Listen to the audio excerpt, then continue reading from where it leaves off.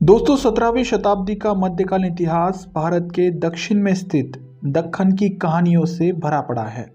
ये वो दौर था जब उत्तर में मौजूद मुगल सल्तनत आंतरिक विवादों के चलते कमजोर पड़ती जा रही थी। शहजादे औरंगजेब ने अपनी ताकत दिखाते हुए पिता शाहजहां को कैद कर लिया और अपने बड़े भाई दारा शिकोह को मौत के घाट उतारकर मुगल तख्त पर अपना आधिपत्य जमाया। इन सारे कामों को पूरा करने में औरंगजेब को 5 से 6 सालों का समय लगा। इसी बीच दक्कन में मौजूद बीजापुर सल्तनत अपना रंग दिखाने लगी। बीजापुर के सुल्तान मोहम्मद आदिल शाह ने खुद को एक इंडिपेंडेंट स्टेट घोषित किया और वहां का नया राजा बन गया। मगर वक्त के साथ बीजापुर सल्तनत को भी दीमक ने खाना शुरू कर दिया। साल 1634 आते आते अपने कमजोर राजनीतिक रवैये की वजह से आदिल शाह का शासन भी बिगड़ने लगा था। आदिल शाह की इस कमजोरी का फायदा उठाकर उसके कई सरदार और जहागीरदारों ने सल्तनत के किलों को अपने नाम कर खुद का अलग शासन चलाना शुरू कर दिया था। इन्हीं जहागीरदारों में से एक थे शाहजी राजे भोसले। उनके पास पुणे, सुपे और साकन की जहागीरदारी थी। ऐसे में उनके बेटे शिवाजी, जो आगे चलकर छत्रपति शिवाजी महाराज बने, मराठाओं को इकट्ठा कर स्वराज स्थापन करने की योजना बनाते हैं। शिवाजी महाराज ने सबसे पहले एक एक कर आदिल शाह के किलों को जीतना शुरू कर दिया। तोरना, रायगढ़, कोंडाना और पुरंदर के किलों को जीतकर उन्होंने बीजापुर के ताकतवर हिस्से पर अपना कब्जा जमा लिया था।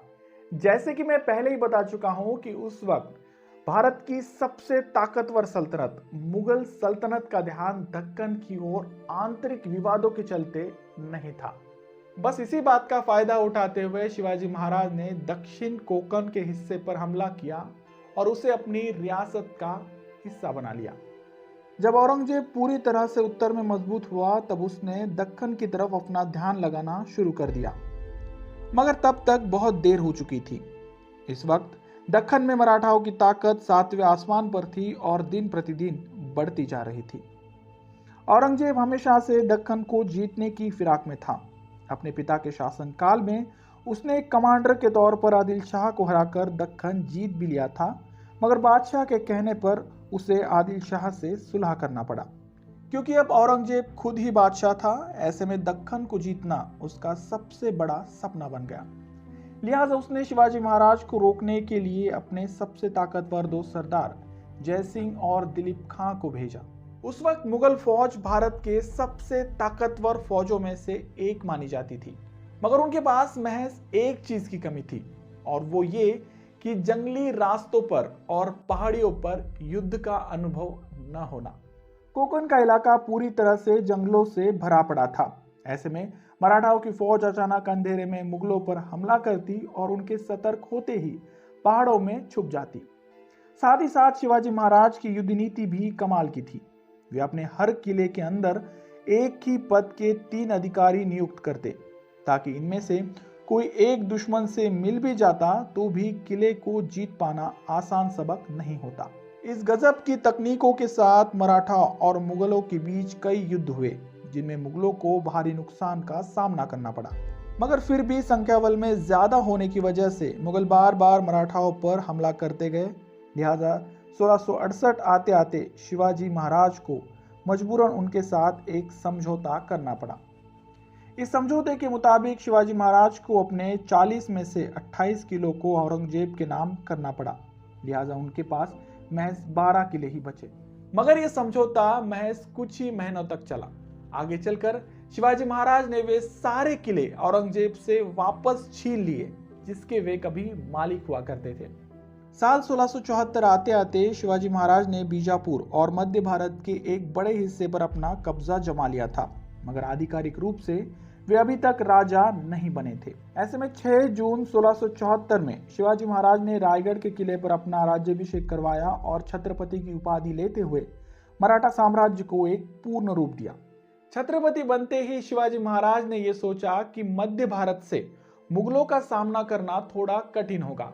ऐसे में क्यों ना अपने साम्राज्य को दक्षिण की ओर बढ़ाया जाए। उनकी इस योजना को नाम मिला दक्षिण दिग्विजय। इस योजना के तहत मुगलों पर छोटे छोटे आक्रमण किए जाने वाले थे, ताकि मुगल सेना जब कभी भी वापस आक्रमण करे तो मराठा सेना दक्षिण की तरफ पीछे हट सकती थी। मुगलों की विशाल सेना अपने संसाधन बहुत आगे तक नहीं ले जा सकती थी, लिहाजा इस तरह लड़ाई को लंबा खींच सैनिक थक जाते थे और ऐसे में उन पर हमला कर विजय पाई जा सकती थी। दक्षिण दिग्विजय के इस अभियान को शिवाजी महाराज ने अपने 50,000 सैनिकों के साथ पूरा किया, जिनमें 30,000 घुड़सवार और 20,000 पैदल सैनिक थे। सबसे पहले छत्रपति शिवाजी महाराज ने दक्षिण में आगे बढ़ने का रास्ता आसान बनाया। उन्होंने औरंगाबाद के सूबेदार और गोलकोंडा के कुतुब शाह से संधि कर दक्षिण में प्रवेश किया। उनका प्राइमरी मोटो वहां मौजूद 2 किलों को जीतने का था, वेल्लोर और जिंजी का किला। शिवाजी महाराज ने सबसे पहले जिंजी के किले को अपना निशाना बनाया। उस वक्त ये किला मोहम्मद नासिर खां के कब्जे में था। महाराज ने किले के पास मौजूद चक्रवती नदी के पास अपना कैंप बनाया और सही वक्त चुन किले पर हमला बोल दिया। उनका यह हमला इतना जोरदार था कि कुछ ही घंटों में यह किला मराठा साम्राज्य के अधीन आ गया। जिंजी को जीतने के बाद अब बारी थी वेल्लोर के किले की। उस किले पर अब्दुल्ला खां का कब्जा था। जब शिवाजी महाराज अपने सैनिकों के साथ वेल्लोर पहुंचे तब उन्हें वेल्लोर के किले को एक सीधी लड़ाई से जीतना कठिन लगा। किले की शुरुआत 2 बड़ी बड़ी पहाड़ियों से होती जो उनकी रक्षा करती। उसके चारों ओर गहरी खाई खुदी हुई थी जिसमें पानी छोड़कर बड़े महाकाय मगरमच्छ छोड़ दिए थे, ताकि बिना इजाजत कोई भी खाई पार करने की कोशिश करे तो मगरमच्छ उन्हें अपना खाना बना ले। ऐसे में छत्रपति शिवाजी महाराज का किले पर सीधे चढ़ाई करना बहुत मुश्किल सबक था और वैसे भी महाराज अपने साम्राज्य से बहुत दूर थे, लिहाजा बड़ी क्षति होने पर उन्हें मदद मिलना ना के बराबर था। ऐसे में इस सिचुएशन से निपटने के लिए उन्होंने एक कमाल का प्लान बनाया। शिवाजी महाराज ने सबसे पहले किले को चारों ओर से घेर लिया, साथ ही साथ उन 2 पहाड़ों पर अपने चेक पोस्ट बनवाए ताकि किले की आंतरिक हरकतों पर नजर रखी जा सके। ये घेराबंदी इस तरह की गई थी कि ना कोई किले के अंदर जा सकता था और ना कोई किले के बाहर जा सकता था। शिवाजी महाराज का मकसद दुश्मन के सब्र का इम्तिहान लेना था, जहां गुजरते वक्त के साथ वे अपना हौसला और जरूरी राशन भी खोता जा रहा था। शिवाजी महाराज की यह घेराबंदी 14 महीनों तक चलती रही। जब भूखे मरने की नौबत आई तब अब्दुल्ला खां किले से बाहर आया और उसने मराठा फौज के सामने आत्मसमर्पण कर दिया।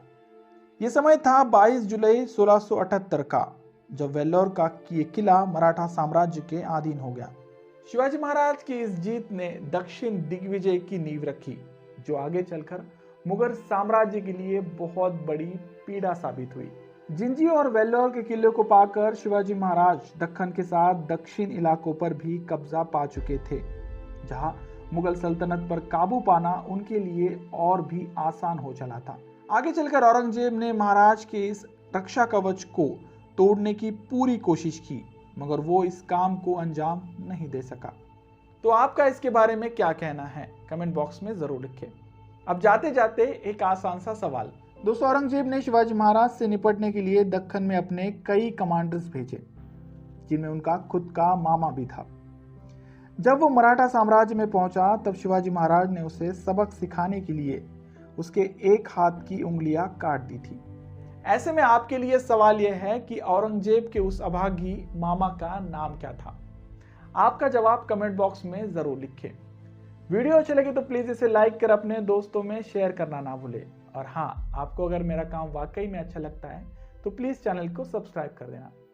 मिलते हैं अगले वीडियो में ऐसे किसी इंटरेस्टिंग और हिस्टोरिकल टॉपिक को लेकर। तब तक के लिए धन्यवाद।